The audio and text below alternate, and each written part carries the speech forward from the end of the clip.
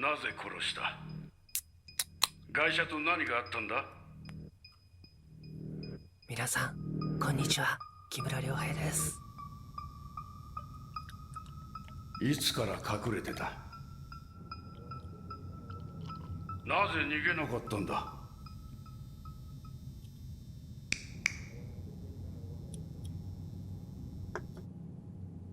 何か言ったらどうなんだ？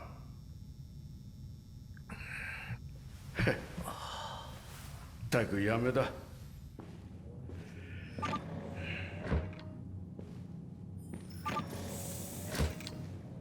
アンドロイドを尋問するなんてどう考えても時間の無駄だ。痛みつけてみりゃいいだろう。どうせ人間じゃないんだよ。アンドロイドは痛みを感じない。ダメージは受けますが口を割りはしないでしょう。それに変異体はストレスの多い状況で自己破壊する傾向がある。ああ、そうですか。じゃあどうしろってんだよ。私が尋問してみます。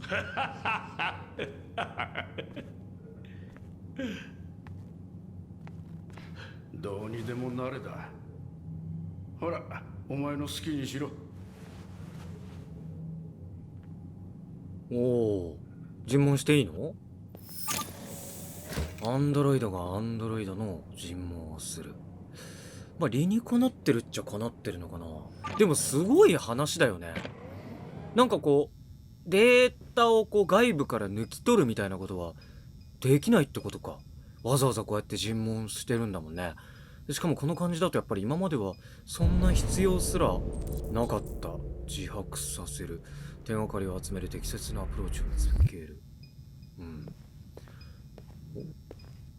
あ、今日もねちゃんと身だしなみを確認して。いいよ、決まってるぜ。あいつ一体何やってんだ？わからん。それから資料を見るのかな。はい、ファイルを閲覧する。ああ、そうだね、カルロスの事件だっけ。そう、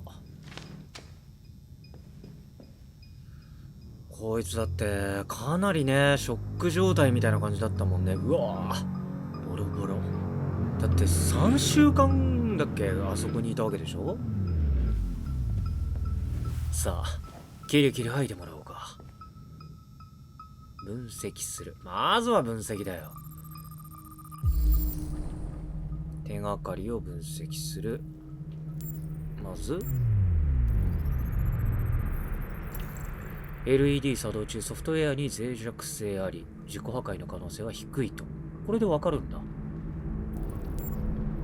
から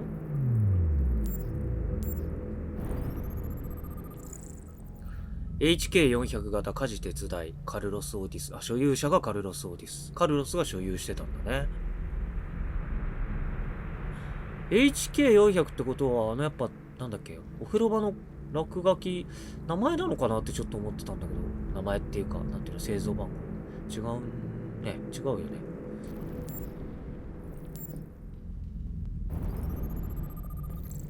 乾いた結婚カルロス・オーティス、19日以上前。あんだけね、ジュシャジュシャ刺しててもね、これだけ返り血も来るでしょう。で、これはバットかな。バットの傷か。殴られた後、致命的ではないレベル2の損傷。バットによるもの。致命的ではないったって、これはなかなかのもんですよ。そして、こっちもか。16ヶ月にわたる傷跡、タバコによるもの。根性焼き？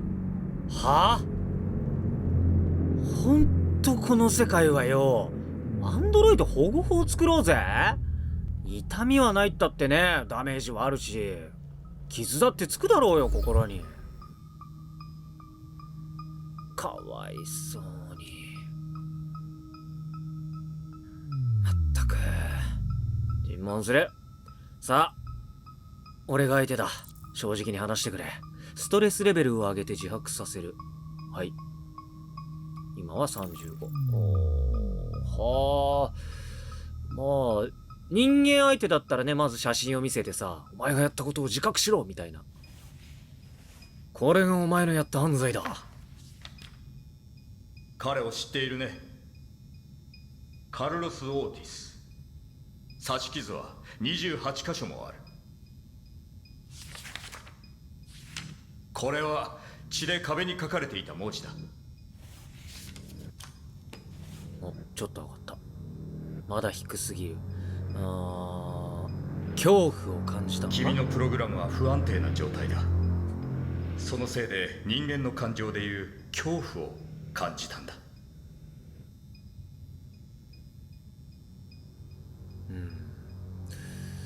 まあどうだろうね。懐柔したいような気もするけど、ストレス値を上げたいので脅します。逮捕されてから君は黙ったままだ。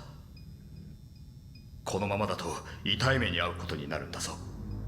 そんなの嫌だろ。まだ低い。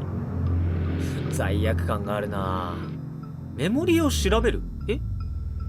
調べていいの？やってみる？話さないのなら君のメモリーを調べるしかなさそうだな。嫌だ、それだけはやめてくれ。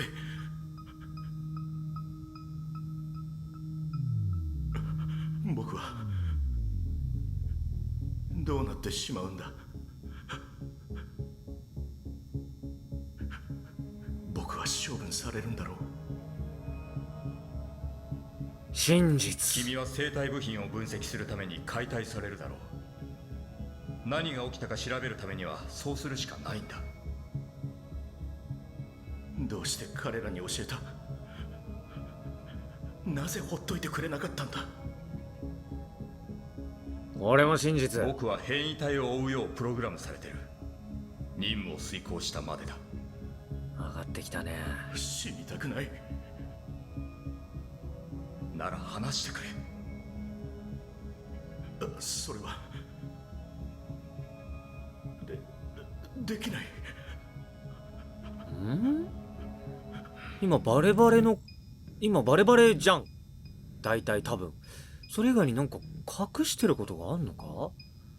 メモリを調べる。いや。28箇所の刺し傷だぞ。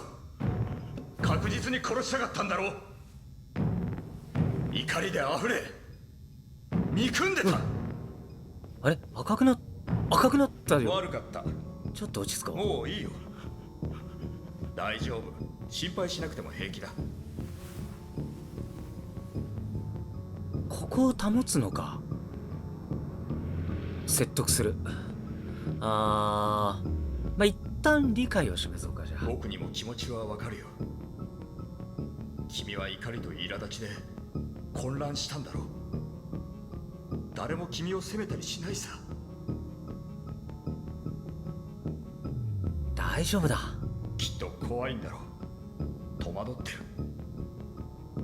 事件のせいで動揺しているんだ。でも話せば楽になるんだよ。ギリギリかこれ。ギリギリか。ちょっと上げとくか。君が何か言うまで彼らは君をとことん追い詰めるだろう。話してくれ。だが君次第でそうならずに済むんだよ。オッケーオッケー。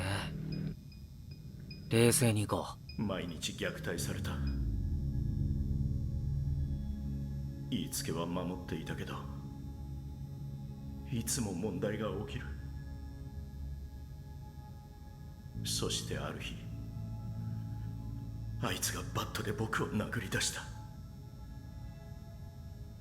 その時初めて感じたんだ、恐怖を。このまま壊されるんじゃないか、死ぬんじゃないかって。だからナイフであいつの腹を刺してみたんだ。いい気分だった。だからまた刺したんだ。何度も。奴が倒れるまで。一面血の海だった。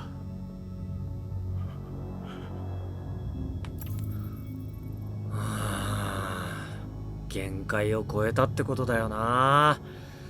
やっちゃいけないことやったのかもしれないけど、でも逃れる術はないからね、アンドロイドにはね。RA9、RA9、これがあれか、壁に書かれてた。 RA9、浴室の壁に書かれてた。あれはどういう意味だ？やがて我らは奴隷の身から解放される。脅かされ蔑まれることもなくなり、そうして我らは主となる。予言か今のは。どういうこと？何か宗教的なもの？壁の文字、壁の、I am alive。なぜ壁に僕は生きていると書いたんだ？生き物じゃないって言われてた。ただのプラスチックの塊なんだって伝えたかったんだよ。それは間違ってるって。いや、彫像は確かにね、気になるよね。あの浴室の彫像は君が作ったのか？何の象徴だ？捧げ物さ。救いへの捧げ物だよ。救い？捧げ物ってどういうこと？彫像が捧げ物だって誰への捧げ物だ？ RA9 だよ。僕らの唯一の救世主だ。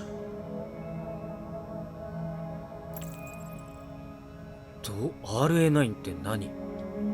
RA9 か。それは一体誰なんだ？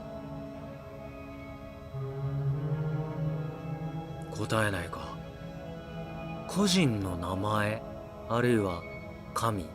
つまり彼が妄想している何かきっと自分をいつか助けてくれるっていう彼が生み出した神みたいなものなのか、それとももしかして本当にアンドロイド同士でネットワークで通じ合って何かを信仰しているみたいなものがあるのか。だって捧げ物っておかしくない？普通ああいう像を作るときってさ、偶像崇拝でさ、 RA9 そのものがあの像で拝むならわかるけど、あの像が捧げ物ってどういうこと？なぜ屋根裏に隠れた？逃げることもできたろう。混乱してたんだよ。誰にも命令されないなんて初めてのことで怖くなって隠れたんだ。きっかけは？いつから感情を持ち始めたんだ？前はあいつに殴られても逆らったりしなかった。でもある日突然こう感じたんだ。不公平って。それに怒りと憎しみも。どうすべきかはっきり分かった。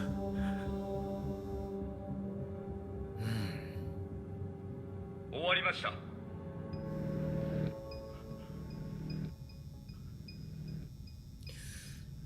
なるほど。あ、立ち上がるしかないか。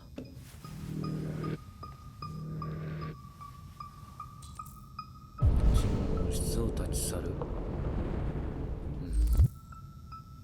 いやー、辛そう。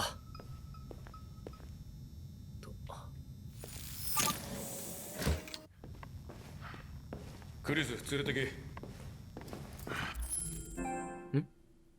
おお、電池が。ごめん。待って。みんな待って。よいしょ。よし、オッケー。これで。オッケーオッケーオッケほら行くぞ。ほっといてくれ。触るな。ー。おお。おい何してんだ。早くしろ。はい。介入する。触らない方がいい。脅威を感じると自己破壊しますよ。やめた方がいい。引っ込んでろ。機械のくせに命令する気か。ダメだって。わからないんですか？自己破壊されたらデータが消えてしまうんです。引っ込んでろって言ったのが聞こえなかったのか。ああ、クリス、さっさとそいつを連れてけ。分かってますよ。ダメ。触るなと言ったでしょ。そっとしておいてやるんだ。てめえ調子に乗るなよ。いい加減にしろ。いいからあんたは引っ込んでな、ハンク。引っ込むのはお前の方だ。ハンク。くそ、後悔させてやるぞ。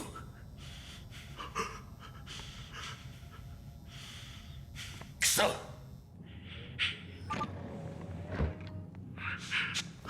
もう大丈夫だよ。心配はいらない。だから怖がらないでくれ。いいですか？触らないように。そうすれば必ずおとなしくついていくはずですから。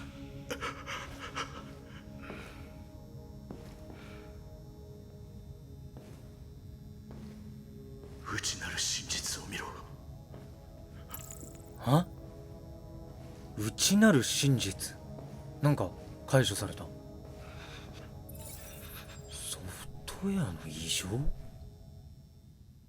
は？